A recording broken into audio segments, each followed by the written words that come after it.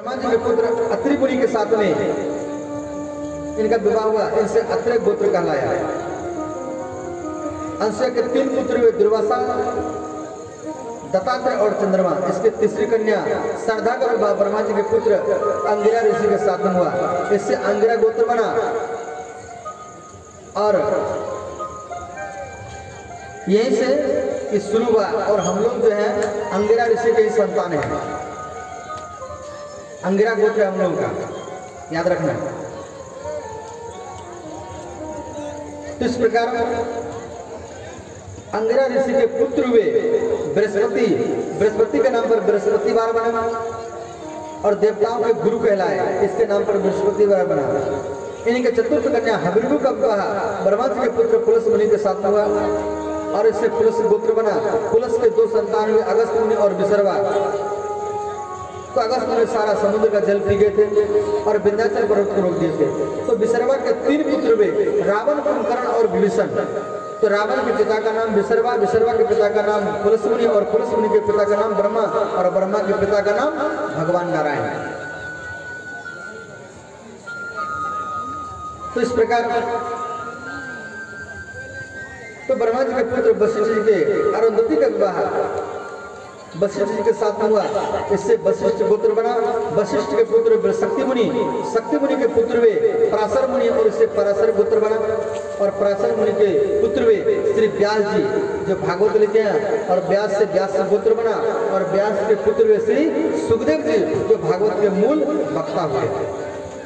बोल श्री वृंदावन बिहारी लाल की जय।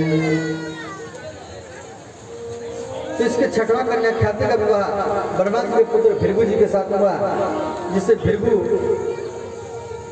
के पुत्र भार्गव, भार्गव इससे भार्गव गोत्र कहलाए। और भृगु के पुत्र हुए शुक्राचार्य जी जो राक्षस के गुरु कहलाए और इनके नाम पर शुक्रवार बना। और इस प्रकार शांति का विवाह चरवा के साथ में और क्रिया का विवाह कीर्ति जी के साथ हुआ और गति का विवाह पुलह जी के साथ हुआ। इसलिए विवाह शादी में गोत्र देखा जाता है और सब गोत्र में विवाह करना नहीं चाहिए। अगर आप सब गोत्र में विवाह करेंगे तो आपका जो पुत्र होगा, संतान होगा, वो अपंग होगा, अंधा होगा, लंगड़ा होगा। इसलिए विवाह शादी में गोत्र देखा जाता है माता पिता का। हर गोत्र में विवाह करना नहीं चाहिए। तो इस प्रकार और ये हमारा हिंदू सनातन धर्म के विवाह की पद्धति के द्वारा जो लड़का लड़की अलग होता है उसको दोनों को एक किया जाता है। तो फिर करदम की देवती माता की। तो भगवान कपिल जन्म लेने के बाद में श्री करदम ऋषि आश्रम चले गए। बेटा भगवान है फिर भी करदम ऋषि चले गए। तो कपिल भगवान की कथा भागवत के 7 अध्याय में दिया गया है। और भगवान कपिल भगवान गंगा सागर में रहते हैं। सब तीर्थ बार बार, गंगा सागर एक बार। आज भी यहाँ मकर संक्रांति में मेला लगता है 14 जनवरी को और गंगा नहाने के लिए बहुत व्यक्ति गंगा सागर जाते हैं। तो यहाँ पर कपिल भगवान सांख्य योग माता देवी जी को सुनाए हैं।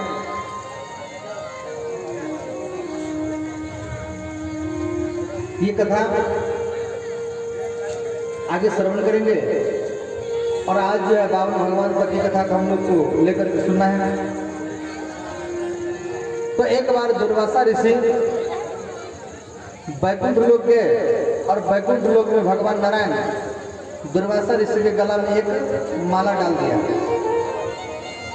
देखो, हम जो भगवान को देते हैं उसका नाम है माला और भगवान से जो हमें मिलता है उसका नाम है प्रसादी माला। जो हम भगवान को फल देते हैं उसका नाम भोग है और जो भगवान से मिलता है उसका नाम है प्रसाद।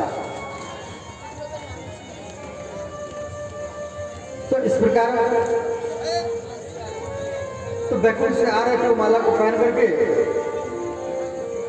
और वो माला को क्या किए, दुर्वासा ऋषि इंद्र के गला में डाल दिए। ब्रह्मा जी के शरण में गए तो ब्रह्मा जी बोले समुद्र मंथन का तैयारी करो। तो समुद्र मंथन, देवता और राक्षस मिलकर के समुद्र मंथन का तैयारी किया गया। तो मंदार पर्वत, ये मंदार पर्वत आपके बिहार में बांका जिला में पड़ता है, मैं आपको पहले ही बता चुका हूँ, जो देवघर के रास्ता में पड़ता है बौसी में। तो मंदार पर्वत को मथानी बनाया गया और बासुकीनाथ को रस्सी बनाया गया और देवता और राक्षस दोनों मिलकर के खींचने लगे। तो उद्देश्य रहा, समुद्र मंथन का उद्देश्य रहा अमृत कलश के लिए। और समुद्र मंथन जब शुरू हुआ तो मंदार पर्वत डूबने लगा,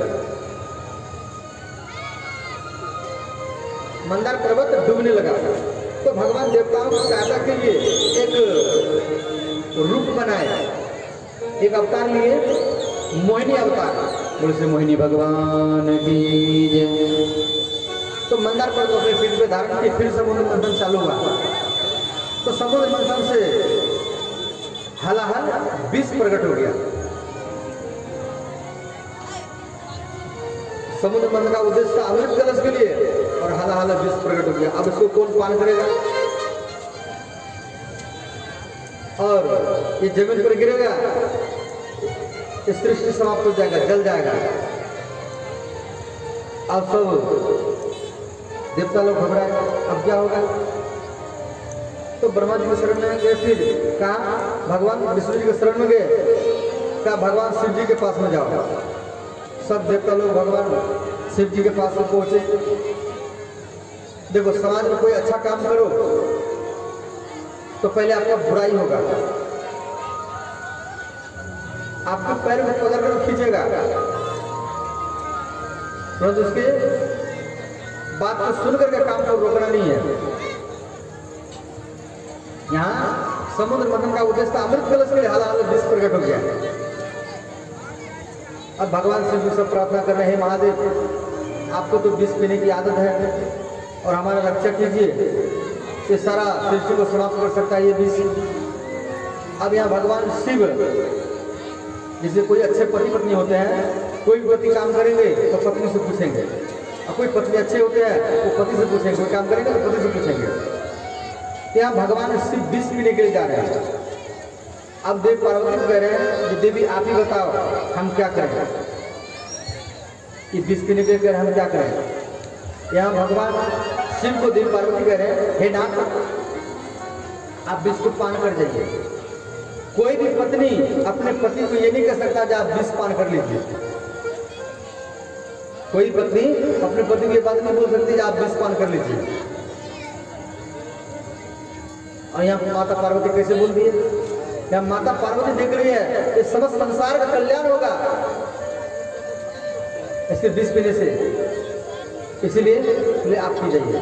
तो भगवान शिव तो विष पान कर रहे हैं, तो हाथों अंगुलियों के छेद से विष नीचे गिरा, वो चींटी में और सर्प बिच्छू में उसका अंश आ गया, उल्टिए उसमें उसका अंश आ गया, विष का प्रभाव आ गया।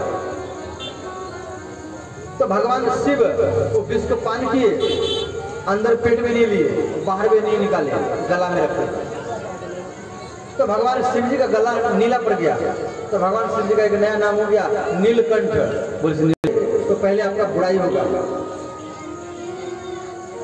और समाज के बुरी बात को अंदर मत लो और बाहर में ही मत निकालो। जैसे भगवान शिव विष को पान करते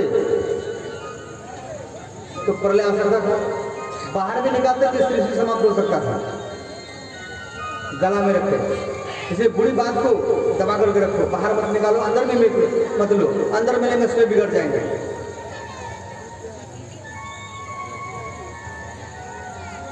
तो इस प्रकार फिर समुद्र मंथन चालू हुआ। तो समुद्र मंथन से 14 रत्न प्रकट हुए। कामधेनु गैया, उसको ऋषि लोग लिए। उच्च सर्वा नाम का घोड़ा निकला, उसे बलि ने लिया। ऐरावत हाथी निकला, इंद्र ने लिया। पुष्पक नाम पद्मराग मणि निकला, जिसे हृदय में धारण करने के लिए भगवान विष्णु भगवान ने लेना चाहा। चंद्रमा प्रकट हुए, वो आकाश में चला गया। कल्प वृक्ष अप्सरा प्रकट हुए, वो देवलोक में चले गए। मदिरा प्रकट हुआ और राक्षस लोग लिए। एक दरिद्रा नाम की देवी प्रकट हुई, अब इसको कौन लेगा? तो उद्दालक मुनि इसको लेकर गए। फिर समुद्र मंथन चालू हुआ। तो समुद्र से देवी लक्ष्मी माता प्रकट हो गई। अब सब राक्षस लोग ये हुआ, ये देवी हमें उसी गला में ये माला डाल। अब